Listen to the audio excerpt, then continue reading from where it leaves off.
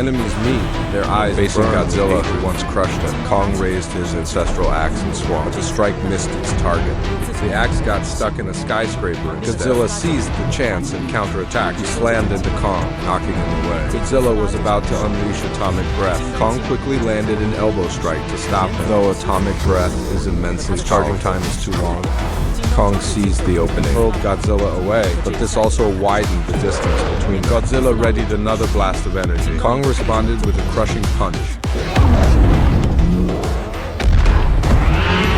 then unleashed a flurry of combos, leaving Godzilla unable to fight back. But even this brutal beating didn't teach Godzilla a lesson. Fire atomic breath again. Kong shoved the axe handle into his mouth. The damage was small, but the insult, Godzilla, enraged, rammed Kong away, and finally fired his atomic breath. Though Kong's axe absorbed some of the energy, still the impact shook him violently. As Kong struggled to hold on, Godzilla suddenly lunged forward. Catching Kong off guard and slamming him down, Kong slashed at his leg with the axe, which only enraged Godzilla further.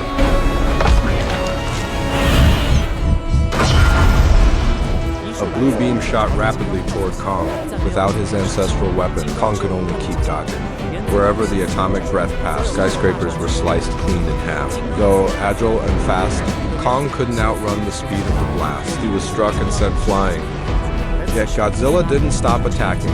Kong still roared defiantly. Provoked, Godzilla vowed to teach him a lesson.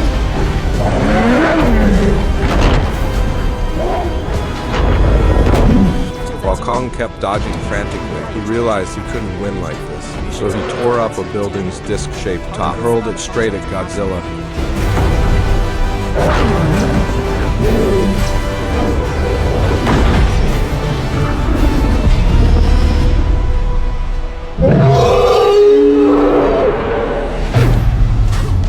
A violent crash shook the city. Both Kong and Godzilla were thrown back. The first time, Kong could only take blows. With the ancestral axe in hand, Kong actually gained the upper hand. Yet such wounds meant little to Titans. Godzilla quickly rose again.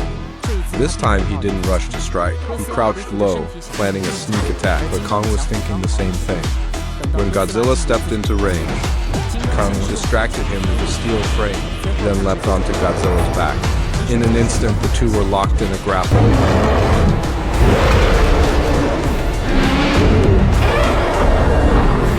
Kong's four limbs made him more agile, but Godzilla's raw strength was greater. During the clash, Kong's arm was bitten. He was slammed to the ground in a throw. Godzilla lifted a leg and stomped down hard. Kong rolled just in time to evade, but was forced into a dead corner. Under Godzilla's relentless assault, Kong was soon completely overpowered.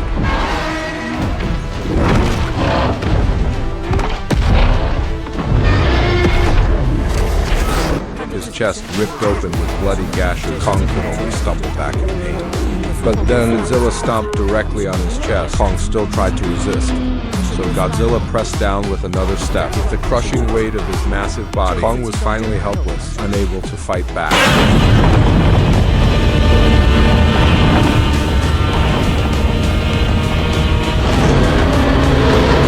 Both Titans roared ferociously.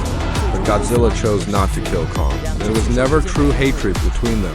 They fought only because of an ancient bloodline rivalry. When kings meet, one must prevail. Godzilla snorted and prepared to leave. Kong tried to stand again, but his wounds were far too severe. With a final wail, he collapsed once more. This time he might never rise again.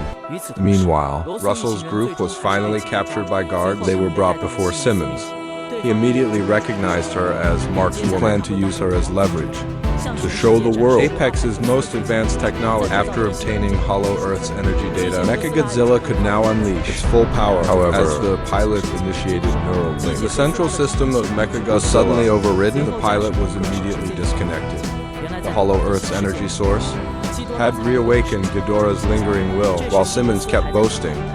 Everyone stared in horror behind him. Sensing danger, Simmons turned back and looked.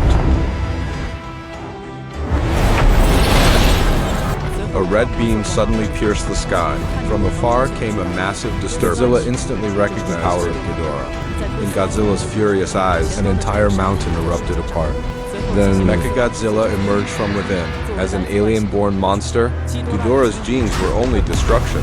freed once again, its first instinct was to unleash indiscriminate fire. In an instant, the city was reduced to ruins.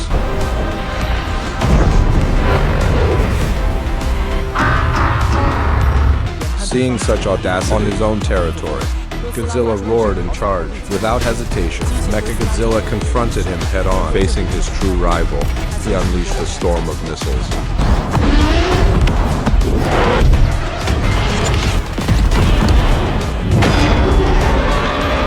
Godzilla pushed forward through the barrage. Mechagodzilla activated powerful boosters. In a flash, his strength was magnified. Then Godzilla was blasted back with one punch, struggling up again. He let loose his atomic breath. But shockingly, Mechagodzilla had the same weapon, and his beam was even stronger.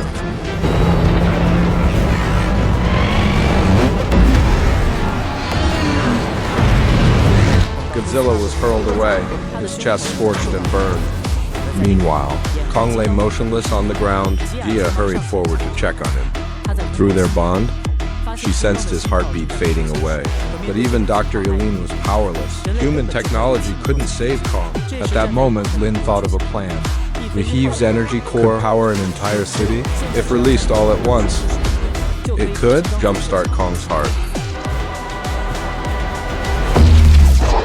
With a thunderous blast, Kong finally opened his eyes again. The first thing he did was search for Godzilla. But no, Godzilla was being beaten down by Mechagodzilla. Gia rushed to Kong. Using sign language, she told him Godzilla is humanity's friend. The one attacking him, Mechagodzilla, is the real enemy. Kong struggled to his feet. He rammed his shoulder into a skyscraper, resetting his dislocated arm back into place. Meanwhile, Godzilla had been overwhelmed, dragged and battered across. Mechagodzilla scraped him along the ground. Everywhere they went, buildings were leveled to rubble. Godzilla had no strength left to resist. Mechagodzilla prepared the final strike. He pried open Godzilla's jaws and readied an atomic breath blast. At that critical moment, Kong leapt onto his back.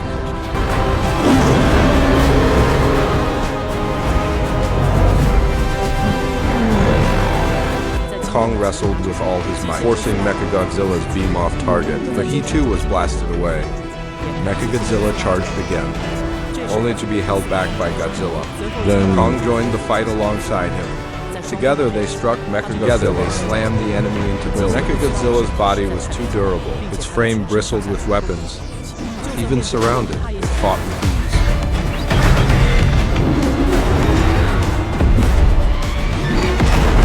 Kong knew they would eventually lose, so while Godzilla held it at bay, he glanced toward his axe. But under Mechagodzilla's assault, Godzilla was slammed against a wall. Its tail spun like a drill. Luckily, Kong rushed back in time, swinging the axe again and again. His strikes fierce but powerless. The axe had lost its energy earlier and could no longer cut through Mechagodzilla's armor. Kong was kicked away, falling into the same trap that Godzilla had faced. Godzilla spun its tail, aimed straight for his head. Both titans together were still no match for it. Russell realized the system was still linked to satellites. If they disabled Mechagodzilla's central processor, they might shut it down. But no one there knew the access code. As Kong neared death, one companion poured liquor into the console. Sparks erupted from the short circuit. Mechagodzilla faltered. Its systems corrupted. It suddenly froze mid-attack. Godzilla saw the chance, blasted atomic breath, not at the enemy, but to recharge Kong's axe. The weapon glowed bright blue. Now Kong could wield its full power.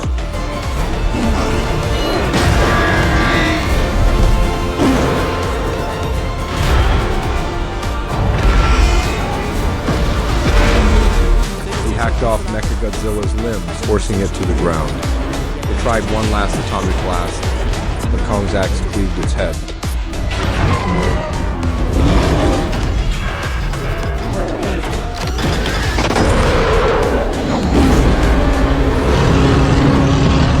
He tore Mechagodzilla's skull free. The great battle was finally over. With Mechagodzilla defeated, Kong and Godzilla faced off again. But this time, Kong recalled Gia's words. After a moment's hesitation, he dropped the axe.